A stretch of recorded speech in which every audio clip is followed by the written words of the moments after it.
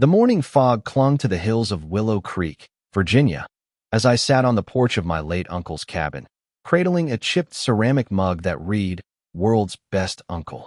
It was October 12th, 2024, and I'd only been the owner of this 5-acre slice of peace for 3 weeks, inherited from Uncle Thomas Reed. The air smelled of damp pine and fresh coffee, and I was just settling into the creaky rocking chair when I heard the crunch of gravel. 3 black SUVs rolled down my driveway, amber lights flashing like they were auditioning for a low-rent cop show. A woman in her 50s, with a severe ponytail and a blazer that screamed, "I'm in charge," stepped out, clutching a clipboard like it was a court order. Behind her, a guy in a neon vest fumbled with what looked like a badge. This wasn't a friendly neighborly visit. This was an ambush. "Sir, I'm Evelyn Harper, president of the Willow Creek Homeowners Association," she announced, storming up my porch steps. "We've had reports of unauthorized residency, and we're here to conduct a compliance check." Her voice was sharp, like she'd rehearsed it in front of a mirror. The guy, his name tag read Carl, was already stringing yellow caution tape between my oak trees, like my property was a crime scene. I nearly spilled my coffee. Unauthorized residency? This was my cabin, my land, paid for and deeded in my name, Ethan Reed. I squinted at Carl, who was now setting up orange cones like he was directing traffic on my meadow. "This is private property," I said, standing up. "I inherited this place from my uncle. What's this about violations?" Evelyn thrust a document at me, official-looking but flimsy, like something printed off a home computer. "We'll determine that," she snapped. "Carl's our certified compliance officer, authorized to inspect any property in our jurisdiction." Certified? Carl looked like he'd just been handed his badge at a dollar store. I asked for credentials. He patted his vest nervously, avoiding eye contact. That's when I noticed a small metal sign nailed to my property's boundary post. "President Reserved Parking." On my land. My blood pressure spiked. I pulled out my phone and started recording. "So, you're inspecting my property without a warrant, using a volunteer who can't show ID, and you've planted a sign claiming my land?" Evelyn's eyes narrowed, and she tried to block my camera with her clipboard. "That sign's been there for months," she said, but her voice wavered. Carl muttered something about procedures into a radio. Who was he even talking to? Just then, a beat-up pickup rolled by. Sarah Mitchell, a neighbor who'd welcomed me when I first visited, leaned out her window, holding what looked like a receipt. "Ethan, everything okay? What's with the lights and tape?" she called, eyeing the scene like it was a circus. "Good question," I replied. "Apparently, I'm being inspected for existing on my own property." Sarah's face darkened. She waved her receipt, muttering about landscaping fees and patrol costs. Evelyn checked her watch, clearly rattled, and Carl packed up his cones like he'd been caught stealing. "You'll get our report in 48 hours, Evelyn barked, handing me another flimsy paper. "Address any violations, or we'll escalate to the authorities." I raised an eyebrow. "Which authorities?" Because last I checked, volunteers don't get to play sheriff. They sped off, amber lights cutting through the fog, leaving me wondering what kind of power trip I'd just inherited. 2 hours later, my moving truck arrived, only to be blocked by one of their SUVs parked sideways across my driveway. Empty. Deliberate. I glanced across the meadow and spotted Evelyn lurking behind a cedar tree, watching me like a bad spy. When I started walking the perimeter to find another route for the truck, she shifted positions, ducking behind bushes every time I changed direction. It was almost comical, like a suburban stakeout gone wrong. The driver, Mike, tapped his watch. "Time's ticking, man. I can't wait all day for your neighbor drama." I nodded, but my focus was on a small pump house near the property line, next to a mailbox cluster I'd assumed was HOA controlled. Inside a weathered wooden box marked Facilities Access, I found a ring of rusty keys. When I held them up, I heard a sharp gasp from the bushes. Evelyn, about 40 yards away, wasn't as sneaky as she thought. The pump house door had a shiny new padlock, but one of the keys worked after some jiggling. Inside, the place was bigger than it looked, pipes and wiring, recently maintained, which was odd since Uncle Thomas had been in a nursing home for 2 years. A locked filing cabinet sat against the back wall. Another key opened it, revealing stacks of county-stamped documents and lease agreements. My heart raced.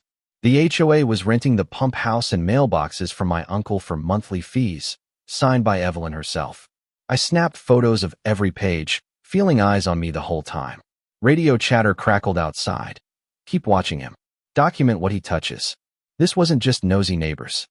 This was a coordinated operation. Back at the cabin, I spread the papers across Uncle Thomas's oak table, the faint scent of his pipe tobacco still lingering. The documents painted a damning picture. $300 monthly charges for facility management, fake invoices for radios and badges, and audits showing the HOA was bleeding money $6,000 in unapproved spending over 8 months. Uncle Thomas's letters to Evelyn were polite but firm, rejecting her push for patrol authority. His final note, dated a week before he died, was a gut punch. If they claim control over the facilities or intimidate you, show them the truth. Call the sheriff if they overstep. They've forgotten the difference between authority and a show. The phone rang. It was Sarah, her voice cautious. Ethan, I've been tracking HOA expenses as treasurer, and something's off. There's a $2,500 charge for patrol gear that was never approved, plus sky-high facility fees. Do you know anything about that pump house? I shared what I'd found, and we agreed to dig deeper. The next day, Sarah called about an emergency HOA meeting at the mailbox cluster, clearly a setup to paint me as the problem. I decided to crash it. The mailboxes sat on a concrete pad Uncle Thomas had built for the HOA, complete with a bench and shelter. No wonder they wanted to claim it. Evelyn was mid-speech, gesturing dramatically, with Carl playing security guard. I sat on the bench and said, "Don't stop on my account. I'm curious about these community concerns on my land." The word "my" landed like a grenade. Evelyn faltered but pressed on about neighborhood standards. Sarah jumped in. What standards? I don't see anything in the HOA rules about volunteer inspections or fake badges.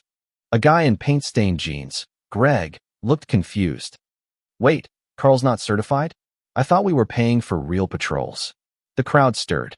Another neighbor, Lisa, with her collie in tow, chimed in. I've been hearing radio chatter on my walks. Sounds like they're spying on people. Evelyn's composure cracked. I called Deputy Ryan Carter from the county sheriff's office, who handled property disputes. He agreed to swing by that afternoon. I set the stage, measuring the pump house perimeter with a clipboard, knowing it'd draw Evelyn and Carl out. Sure enough, their SUVs rolled in, setting up a command post with folding tables and strobes. Deputy Carter arrived in a marked cruiser, badge gleaming. I walked him to the pump house, explaining the fake inspections and impersonation. He checked the county map, confirming the President Reserve parking sign was on my land. Carl approached, badge out, demanding my ID for a compliance review. Deputy Carter stepped forward, and Carl's bravado evaporated. Can I see your credentials? The deputy asked. Carl stammered, holding up a badge that looked like a toy next to the deputy's. Sarah handed over her financial records, showing $4,000 in unapproved gear purchases. Lisa played her recorded radio chatter. Monitor him. Log everything. Deputy Carter's pen never stopped moving. Impersonating law enforcement is a felony, he said calmly. This badge doesn't grant you authority. Evelyn tried to backpedal, but it was too late. 2 days later, Sarah posted a financial breakdown at the local feed store, the town's gossip hub. The numbers were brutal. $6,300 in fraudulent spending, from fake certifications to facility fees for my property. Evelyn pulled up, saw the crowd reading it, and froze. That afternoon, I served the HOA a notice. 3 days to remove equipment, provide receipts, and explain the fraud or face legal action. Evelyn called that night, her voice shaking. Ethan, we can resolve this quietly. The HOA's in debt. I thought we could claim the facilities after your uncle died to cut costs. It was a confession, desperate and reckless. She'd created a fake patrol to hide deficits, but Carl's ego had spiraled out of control. Why not just ask to renegotiate? I said. Admitting we were broke would have cost me my position, she admitted. I was in too deep. The notice deadline arrived on a crisp Thursday morning. Neighbors gathered at the mailboxes, buzzing with anger. I held up Lisa's recordings and the lease agreements. This pump house and mailbox area? My property. The HOA's been charging you for fake patrols while renting my land. The crowd erupted. Evelyn stepped out of her SUV, defeated. I removed her reserved sign, revealing Uncle Thomas's visitor parking only underneath. The symbolism hit hard. The compliance program is terminated, I declared. All equipment must be off my land in 24 hours. Sarah called for Evelyn's removal and a fraud investigation. Deputy Carter nodded. Mr. Reed has full authority here. Any further impersonation will be prosecuted. The crowd's resolve was palpable, their trust in Evelyn shattered. As neighbors planned an emergency board meeting, I walked back to the cabin, sitting in Uncle Thomas's chair.